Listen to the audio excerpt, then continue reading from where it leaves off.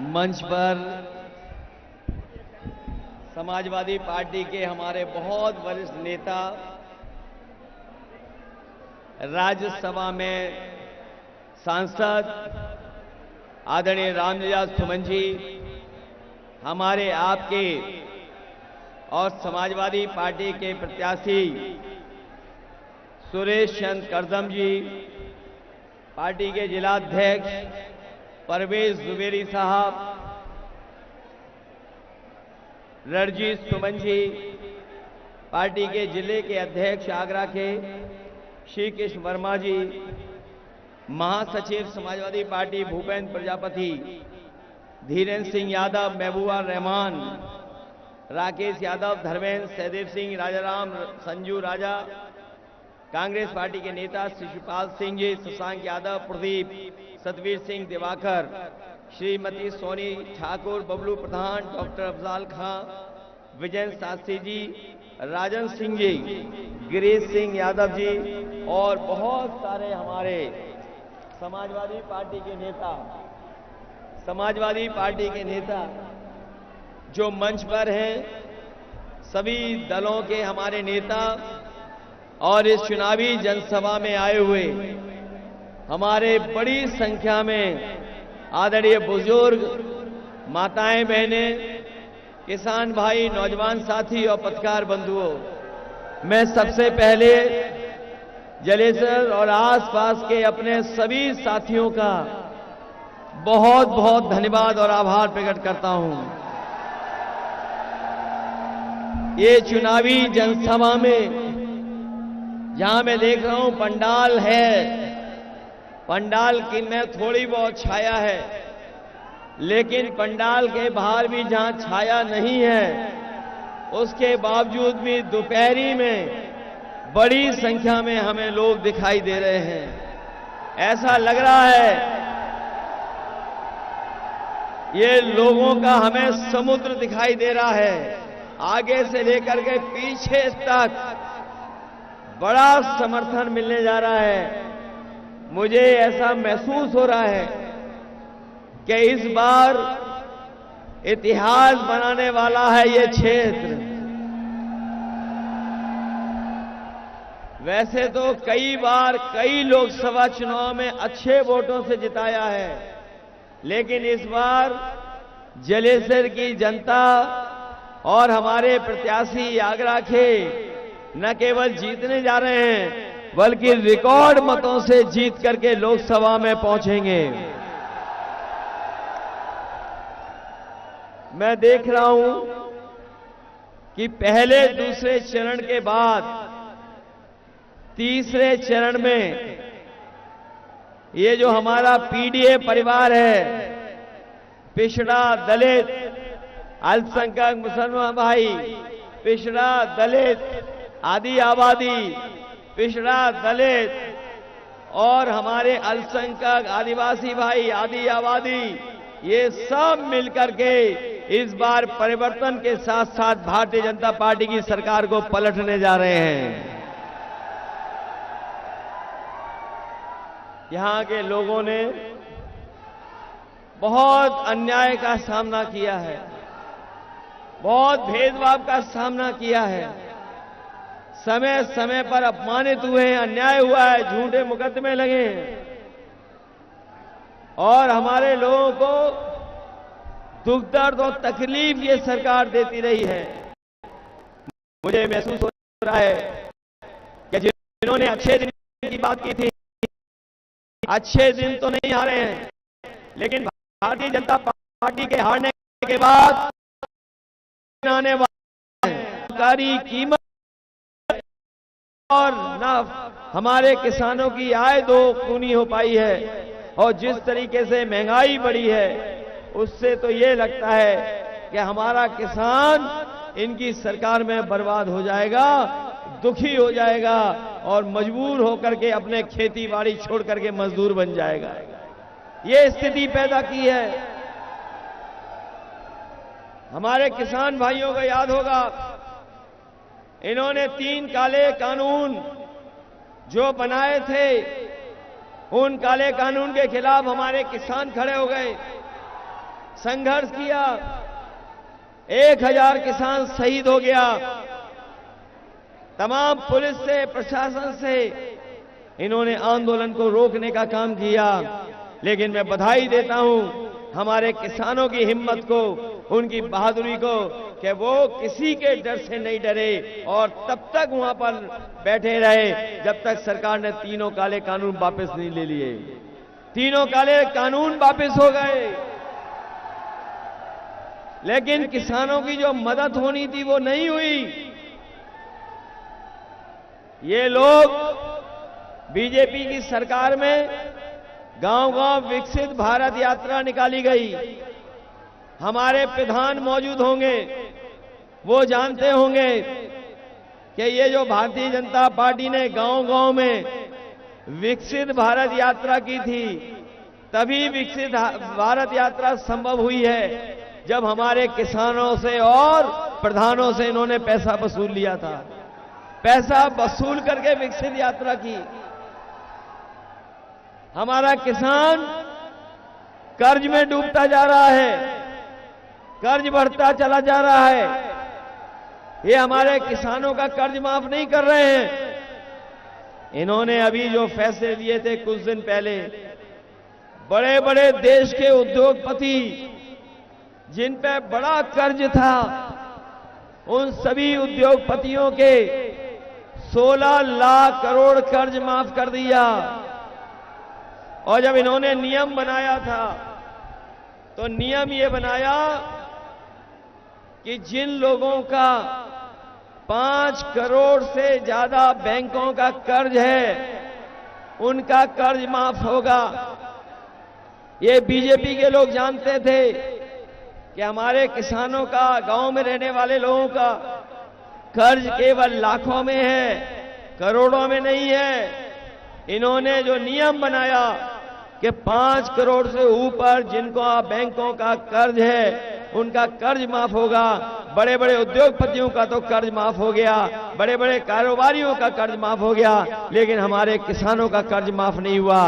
आज के दिन जब चुनाव प्रचार का आखिरी दिन है, समाजवादी पार्टी, कांग्रेस और इंडिया गठबंधन के अपने साथी सभी ये फैसला ले चुके हैं कि इस बार जब इंडिया गठबंधन की सरकार बनेगी तो हमारे किसानों का भी कर्ज पूरा माफ होगा। एक भी पैसा किसानों को नहीं देना पड़ेगा। न केवल कर्ज माफ होगा, बल्कि हमारे किसानों का जो अधिकार है एमएसपी का, हमारा नौजवान बहुत तैयारी कर रहा है परीक्षाओं की, तैयारी परीक्षा की करता है, कोचिंग के लिए पैसा खर्च करता है। शहीद का दर्जा मिलता था, सुविधाएं मिलती थी। जब इन्हें पता लग गया बीजेपी के लोगों को कि गांव के परिवारों के बच्चे फौज में जाते हैं और फौज में जब नौकरी करने लगते हैं तो उनके घर परिवार की आर्थिक, सामाजिक स्थिति बेहतर हो जाती है, उनका मान सम्मान भी बढ़ जाता है। तो उसके बाद बीजेपी ने सर्वे करवाया, सर्वे में सब गांव के बच्चे निकले। उसी के बाद बीजेपी ने हमारे गांव के बच्चे पर पक्की नौकरी फौज में ना पा पाए, इसलिए अग्निवीर व्यवस्था लेकर के आए हैं। हम अपने नौजवानों को कह के जा रहे हैं, ये इंडिया गठबंधन की सरकार बनेगी, आपकी अग्निवीर व्यवस्था हमेशा के लिए खत्म हो जाएगी।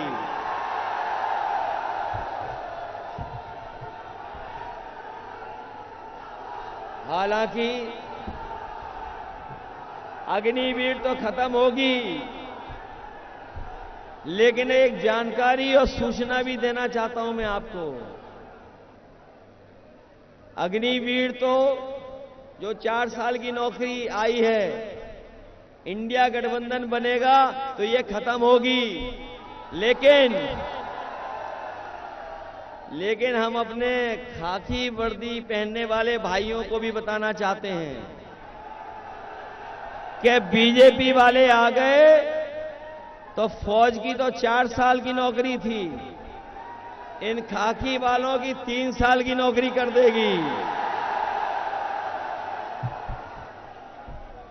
इसलिए मनी मन ये भी आपके साथ हैं। ये मजबूरी में नौकरी की वजह से फंसे बैठे हैं। इसलिए ये लोग भी सावधान हो जाएं। कभी कभी ये सवाल करते हैं कि हमारी कैसे 3 साल की हो जाएगी। हमने उन्हीं लोगों से कहा, पत्रकार साथियों ने जब सवाल मुझसे किया था तो मैंने उनसे पत्रकार साथियों से पूछा कि बताओ, किसी को पता था कि 4 साल की अग्निवीर नौकरी हो जाएगी? किसी को पता था कि हवाई जहाज बिक जाएंगे? किसी को पता था कि हवाई अड्डे बेच देगी सरकार?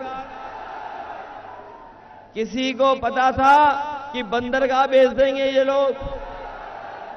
किसी को पता था ये बैंक बेच देंगे? किसी को पता था कि बीमा वाली कंपनी LIC बिक जाएगी? किसी को पता था कि मोबाइल की कंपनी बिक जाएंगी जो अपनी सरकार की हैं? और बताओ, क्या आपको पता था कि कोरोना के टाइम में लॉकडाउन कर देंगे और आपको पैदल पैदल घर जाना पड़ेगा? क्या आपको पता था कि नोटबंदी आधी रात हो जाएगी?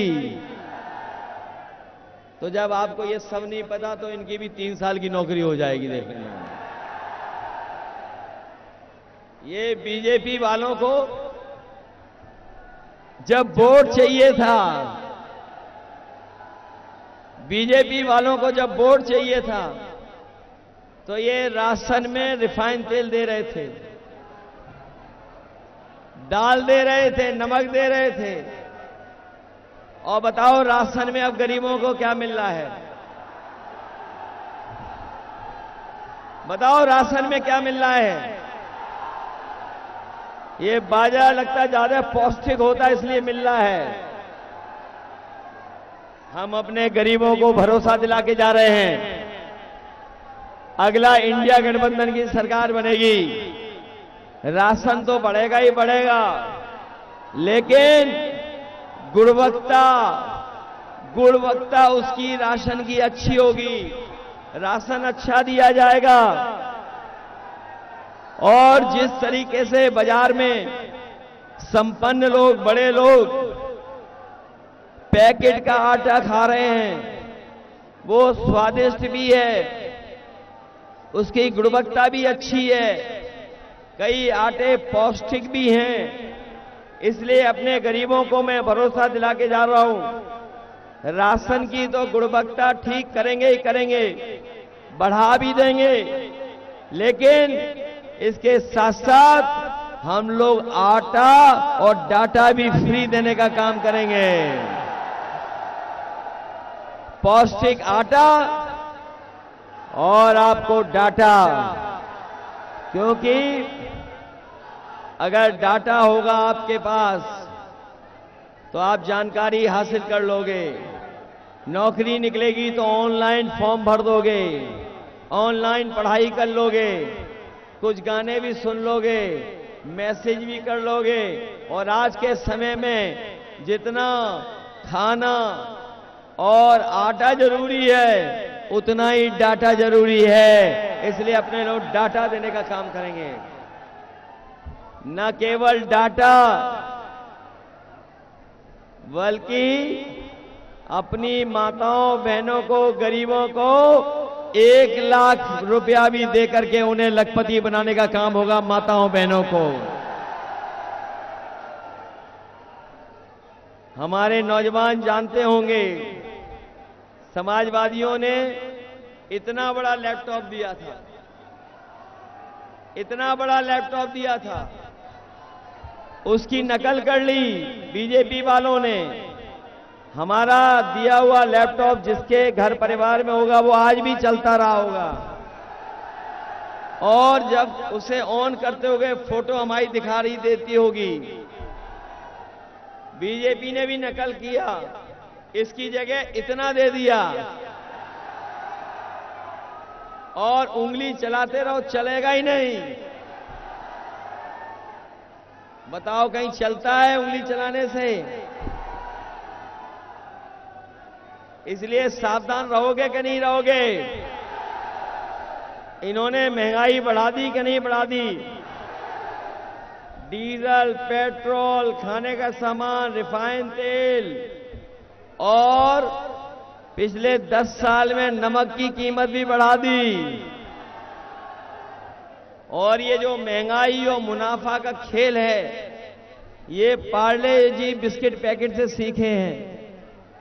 ये जो महंगाई और मुनाफे का खेल है, ये जो बाजार में पार्ले जी का बिस्किट पैकेट बिकता है, उससे सीखे हैं। हमारे बुजुर्ग हैं जो बैठे होंगे, ये जो बुजुर्ग हैं पुराने लोग जानते होंगे, पहले पार्ले जी का बिस्किट पैकेट इतना बड़ा आता था और अब महंगाई बढ़ के बताओ कितना बड़ा हो गया पैकेट। और बीजेपी की सरकार आ गई तो एक बिस्किट वाला पैकेट मिलेगा आपको।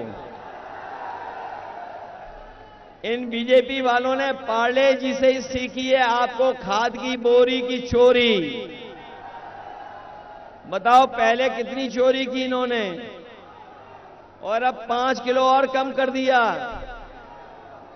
ये आ गए सरकार में तो खाद भी आपको पाउच में देंगे, लो अपने खेत में डालो जाकर। बताओ महंगाई बढ़ गई कि नहीं बढ़ गई? और इनके चंदे की वसूली पता लग गई होगी। इन्होंने जो पैसा वसूला है इलेक्टोरल बॉन्ड के नाम पर, इन्होंने बड़े बड़े उद्योगपतियों से पैसा वसूल लिया और इतना पैसा वसूला है जिसकी वजह से आज हमें और आपको महंगाई का सामना करना पड़ रहा है। ये इलेक्टोरल बॉन्ड की जानकारी जब से जनता में चली गई, तब से बीजेपी के लोगों से अगर इलेक्टोरल बॉन्ड के बारे में पूछो तो उनका बैंड बज जाता है, सच्चाई नहीं बता पाते हैं। इन्हीं इलेक्टोरल बॉन्ड की वजह से महंगाई है। आपकी हर दवाई महंगी हो गई, हर चीज महंगी कर दी। बताओ महंगा हो गया सब कुछ क्या नहीं हो गया? और इन्होंने 10 साल में दिल्ली के और 7 साल उत्तर प्रदेश में रह करके सब स्वास्थ्य विभाग की सब योजनाओं को चौपट कर दिया। जो एम्बुलेंस चलाई थी, गरीब की मदद के लिए गांव में पहुंचती थी, गरीब को अस्पताल तक ले जाती थी, न अब एम्बुलेंस समय पे आ रही है और आ भी रही है तो अब खटारा बना दी एम्बुलेंस भी खराब कर दी। पुलिस को 100 नंबर दी थी गाड़ी, उसका 112 नंबर कर दिया सरकार ने। जब से सरकार ने उसका नंबर 112 किया 100 से, हमारे पुलिस के भाइयों को भी लगा कि उन्हें भी रेट बढ़ा देना चाहिए। बताओ रेट बढ़ा दिया कि नहीं बढ़ा दिया? इसलिए इस चुनाव में आप लोगों से मैं निवेदन अपील करने आया हूं। बीजेपी के लोग संविधान के पीछे तो पड़े ही हैं, हमारी आपकी जान के पीछे भी पड़ गए थे। ये जो वैक्सीन वाला खेल है वो खुल गया कि नहीं खुल गया बताओ? और जब सर्टिफिकेट देखते होगे वैक्सीन का तो बताओ घबराहट होती है कि नहीं होती है? वैसे हमने तो नहीं लगवाई वैक्सीन, हम तो बच गए, लेकिन कुछ लोगों को जबरदस्ती लगवा दी गई। और ये हमारे पुलिस के और अधिकारी कर्मचारी हैं, इनके तो जबरदस्ती लगवा दी। और अब तो वो रिपोर्ट आ गई है कि हार्ट और हार्ट से संबंधित बीमारियां हो सकती हैं। तो बताओ जान को खतरा पैदा किया कि नहीं किया इन्होंने? न केवल जान को खतरा पैदा किया, बल्कि इन्होंने उन कंपनियों से, वैक्सीन लगाने वाली कंपनियों से भी पैसा वसूल लिया। चंदा वसूला कि नहीं वसूला इन्होंने? इसलिए संविधान बचाने के लिए आप सबसे मैं मदद मांगने आया हूं। ये जो संविधान है, जो हमें अधिकार दिलाता है, हमारे अधिकारों को बचाता है, संविधान हमें न्याय दिलाता है, संविधान हमें आगे बढ़ने के बराबरी के मौके देता है। ये बाबा साहब भीमराव अंबेडकर जी का हुआ संविधान ये बदलना चाहते हैं, लेकिन हम उन्हें बता दें बीजेपी के लोगों को कि जो संविधान बदलने निकलेंगे उनको ये जनता बदल देगी। जो संविधान बदलेंगे उन्हें हम बदलने का काम करेंगे। ये डबल इंजन वाले लोग, ये डबल इंजन की सरकार वालों के होर्डिंग देखे होंगे आपने। आगरा में भी होर्डिंग लगे हैं बड़े बड़े, डबल इंजन की सरकार के होर्डिंग लगे हैं बड़े बड़े। लेकिन डबल इंजन वाले जानते हैं कि जो इंजन वोट मांगता फिर रहा है उसने कोई काम नहीं किया। बताओ, बड़ी बड़ी होर्डिंग में क्या इस इंजन की फोटो है क्या? इसकी फोटो तो पहले ही गायब हो गई होर्डिंग से। रही बची 7 तारीख को वोट पड़ेगा, अपने आप गायब हो जाएंगे। और जो लोग मन की बात करते थे, हम उनसे कहेंगे कि अब संविधान की बात हो। अब मनमर्जी नहीं चलेगी। 140 करोड़ लोगों के मन की बात होगी, मनमर्जी लोगों की बात नहीं होगी, 140 करोड़ लोगों की बात होगी। इसलिए भाजपा की झूठी सरकार और जनता के सच्चे सवालों का उन्हें सामना करना पड़ेगा। भाजपा की झूठी सरकार में जनता के सच्चे सवालों का सामना करना पड़ेगा। बताओ, भारतीय जनता पार्टी के लोग संविधान बदलने की कोशिश कर रहे हैं। बताओ, इनके खिलाफ वोट डालोगे कि नहीं डालोगे? जनता का सच्चा सवाल है भाजपा के लिए कि भाजपा ने अपने नेताओं से बार बार बाबा साहब भीमराव अंबेडकर जी का दिया हुआ संविधान बदलने की बात क्यों कहलवाई? क्या भारतीय जनता पार्टी के पास इसका जवाब है? भाजपा ने शोषित, वंचित, पीड़ितों की रक्षा करने वाला संविधान को बदलने की बात क्यों करी? भाजपा ने संविधान द्वारा दिए गए आरक्षण को खत्म करने की बात क्यों उठाई? ये जनता के सच्चे सवाल हैं जिनका भारतीय जनता पार्टी के पास कोई जवाब नहीं है। भाजपा ने सरकारी नौकरी न निकाल करके आरक्षण से मिलने वाली नौकरियों को मिलने से रोका क्यों? भाजपा ने पेपर लीक करवाकर किसी भी भर्ती को पूरा होने क्यों नहीं दिया? भाजपा सेना की पक्की नौकरी को 4 साल की कच्ची नौकरी में बदलने क्यों दिया? ये तमाम वो सवाल हैं जो हम जनता की तरफ से सच्चे सवाल पूछ रहे हैं। इन सच्चे सवालों का भारतीय जनता पार्टी के पास एक भी जवाब नहीं है। और अगर एक भी जवाब उनके पास नहीं है तो एक भी वोट आप भारतीय जनता पार्टी को मत देना। बहुत बहुत धन्यवाद। और हमारे करदम जी को जिता देना। बहुत बहुत धन्यवाद और आपका आभार प्रकट कर रहे हैं।